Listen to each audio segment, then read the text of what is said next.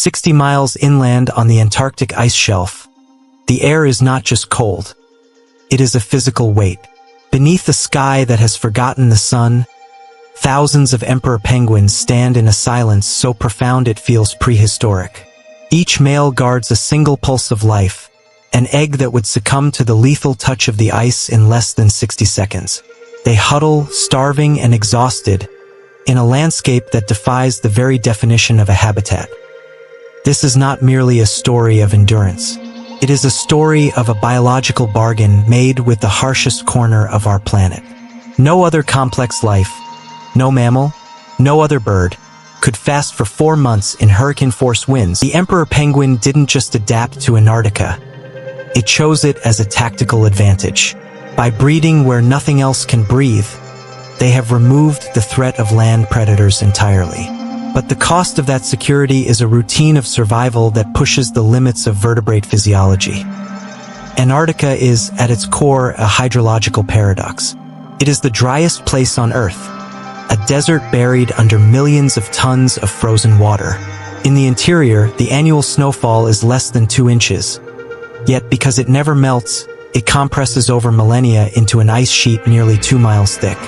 The environment is defined by instability. Fast ice clings to the coast, pack ice drifts with the currents, and massive icebergs calve from glaciers to wander north until the heat of the subantarctic dissolves them. To survive here, the penguin has evolved into a master of thermodynamics. Their feathers are the most densely packed of any bird, creating a waterproof, windproof armor that traps a layer of air against the skin. Their circulatory system uses countercurrent heat exchange. Warm blood flowing to the extremities pre-warms the cold blood returning to the heart, ensuring that no heat is wasted.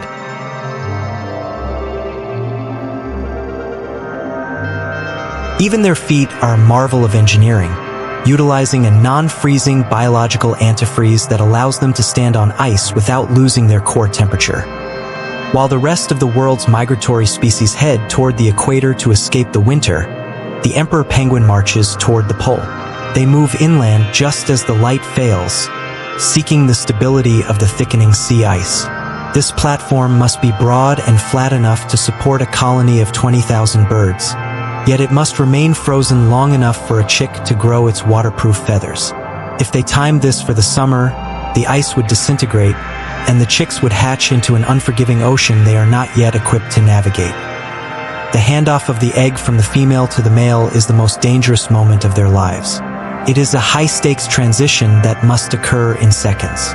Once the female departs for the sea to refuel, the male begins his vigil. For 120 days, he will not eat. He will lose up to 45% of his body weight. To conserve energy, he enters a state of walking hibernation, lowering his metabolism and relying on the collective warmth of the huddle. The huddle is not a random crowd. It is a fluid, self-organizing structure governed by mathematical precision. There is no leader. Instead, the group moves in a slow, rhythmic wave. Every few minutes, the birds on the windward, freezing edge peel away and funnel toward the warm center, while those in the interior gradually shift outward. Inside this biological reactor, temperatures can reach a sweltering 70 degrees, even as the wind chill outside screams at 100 degrees. It is a masterpiece of social cooperation. When the sun finally returns, it triggers a planetary-scale chain reaction. The tilt of the Earth floods the southern ocean with light, sparking a bloom of phytoplankton so massive it can be seen from space.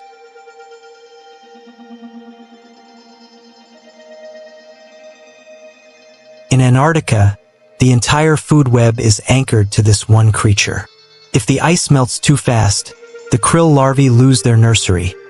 If the krill fail, the penguins, seals, and whales follow. As the ice breaks, the diversity of the penguin world reveals itself. While the emperors are the heavyweights of the interior, the coastlines are claimed by the Adélies, the Gentoos, and the chinstraps. The Adélies are the traditionalists, depending on the ice for every stage of life. The Gentoos are the opportunists, moving further south as the peninsula warms and the ice retreats. The chinstraps are the specialists, timing their breeding to the exact week of the krill peak. Further north, on islands like South Georgia, the strategy changes again. Here, king penguins operate on a different timeline. Because the ocean never freezes over, they don't need the frantic, high-stakes winter breeding of the emperors. Instead, they raise their chicks over a sprawling 14-month cycle. The beaches of St. Andrews Bay become a city of 500,000 birds, a literal wall of sound and gold-tinted feathers. But the stability these birds have relied on for millennia is fracturing. The Antarctic Peninsula is currently one of the fastest warming places on the planet.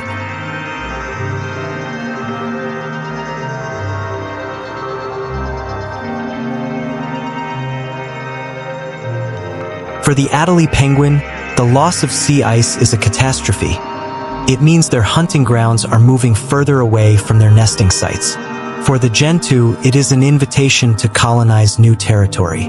This is the new reality of the Southern Ocean, a world in flux where the ancient bargain of evolution is being renegotiated in real time.